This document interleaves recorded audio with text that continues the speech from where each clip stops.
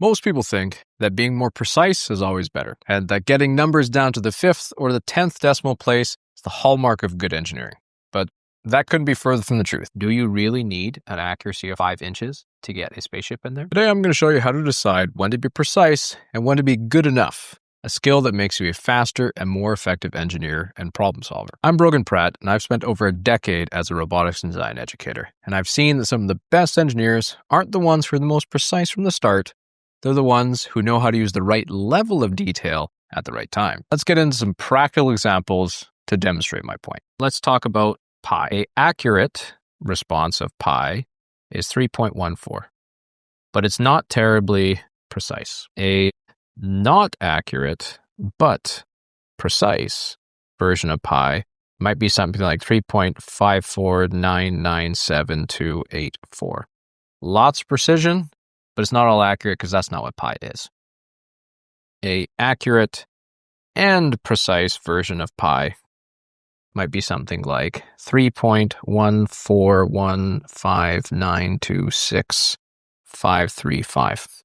Quite accurate, quite precise. But how much do we actually need, and why does that even matter? In engineering, the level of precision you have costs time, and it costs money. And it costs a lot of mental energy to get things a lot more precise. So let's go on back to pi as an example. Now, let's talk about getting man over to the moon. Now, in order to get to the moon, you'd think this is a job that you need to be highly precise for to be able to reach there. And when NASA was planning these Apollo missions, they needed to be able to calculate the circumference of the moon's orbit. And the average diameter of that is 384,467-ish kilometers. And let's see what happens when we use different levels of precision of pi for calculating this moon's orbit.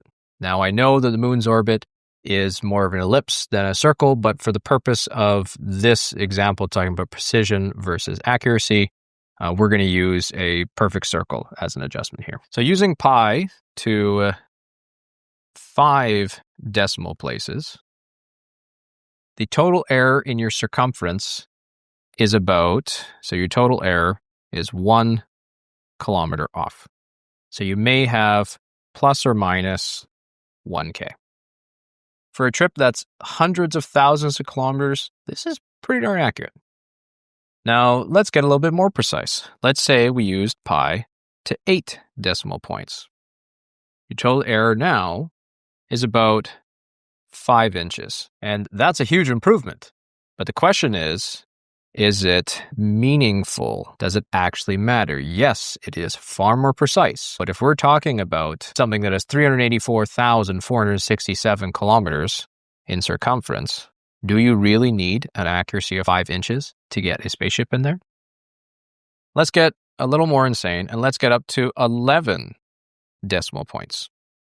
If I have 11 decimal points off of pi, now your error is just 3/1000th of an inch, plus or minus. Incredibly precise, but the amount of calculation force that it takes to calculate something to 11 decimals or decimal points of pi versus 8 versus 5 decimal points of pi, when you think about the time that NASA was sending these astronauts through, the computers doing a calculation off of less than decimal points versus 5 decimal points, 5 is going to make a huge increase in the amount of computing time for not really a huge difference. Now, I don't actually know how many digits NASA used, but my guess is they probably didn't use 11 decimal points of precision when calculating the circumference of the moon, because it really didn't matter all that much anyways. They focused on being accurate and only using the level of precision that was helpful, that was enough to be able to land somebody on the moon. So the real key and take home today is that effective problem solving is always about always being accurate, but only using the level of precision you need for the task at hand, or only being as precise as is helpful at any given stage. So if we're talking about the starting points of a project, you might have anything you need here. Maybe you're designing a new robot arm. This is all about, back of the math or back of the napkin math kind of stuff.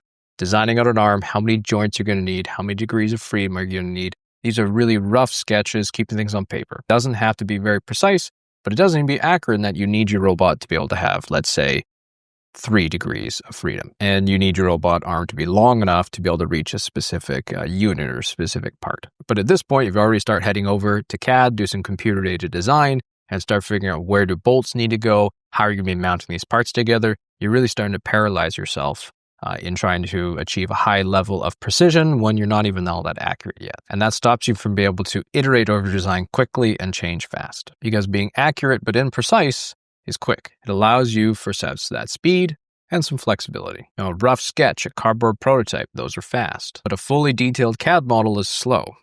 So it's up to you to choose the right tool for the right job. Let's bring this back to your work. It's something you might be doing in some sort of DIY mechanism. And you're trying to make a new claw or some sort of new grabber mechanism. You got a couple choices. Now, this isn't a binary, but this is just throwing out an example.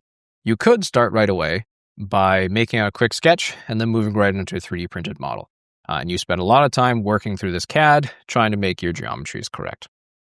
The question is, when it comes to your grabber, you don't know what geometry works best. Let's say you're trying to pick up a cube. You don't know what geometry is best for picking up this cube. Should you have a claw hand that looks like this? Should you have a claw that's just a straight bar? Does a claw with a notch on the end make more sense for when you're rotating these things together? You could spend that time, grab a 3D printer, model out one of these that you assume is going to be the best claw, and then roll right away with that. Problem with doing that is you're going to spend a lot of hours. Another option is you could grab some cardboard, you can grab some wood, you can cut these out really quick, and you can see what geometries and what lengths properly fit that correct point before you start making a precise model. That lets you test your idea today or within like 15, 20 minutes of work. It allows you to be very accurate, move quick, and move rapidly to test if an idea even holds weight right from the start. So you're not wasting your time developing all of this thing in CAD only to find out that it might not work. Or to never find out that there may have been a geometry that was simple to test that was much faster at solving your same problem. Talking about budgets and timelines for a project, you don't really start a project by saying this project is going to cost 142 euro and 78 euro cents, and it's going to take me exactly 17.3 hours. I mean, that would just be ridiculous to start your project off. Instead, you start designing out your constraints. You say, what are my key design constraints? What are things I absolutely need to be able to do for my project? And as you start to finalize some of the parts you need and some of the plans you're going to have, that's when your calculations to start getting a little bit more stable. So wrapping it up, accuracy is about being correct. Are you solving the problem that you're reaching out to solve? Precision is about the level of detail required. And your number one goal when you're training to be an engineer or you are an engineer should always be focusing on accuracy, because a precise answer that's incorrect helps nobody. And moving forward, you should treat that precision kind of as a dial. You should turn it down when you're in early phases. You don't need to be as precise, and you're just trying to solve some of those problems, some of that simple answers. And as you start to get further on the project, you can start to dial up that precision a little more, get yourself a little bit more precise to have more detail in your answers. But again, don't crank that knob up to 11, right? Your amp only goes up to 10. There's no need to get absolute precision for all of your project, because sometimes you don't actually need it. So being able to get a good handle on this mindset of being accurate, but only being precise is helpful at any specific stage in time, is really going to help speed up your engineering projects. You're going to spend less time working on details that don't actually matter yet. You're going to spend more time focusing on things that actually matter to solving your problem. If you've got any examples of this in your own work, perhaps when you were being a little too precise and you maybe shouldn't have been, drop them down in the comments below. Otherwise, thanks for taking a look, and best of luck out there in your next robotics project.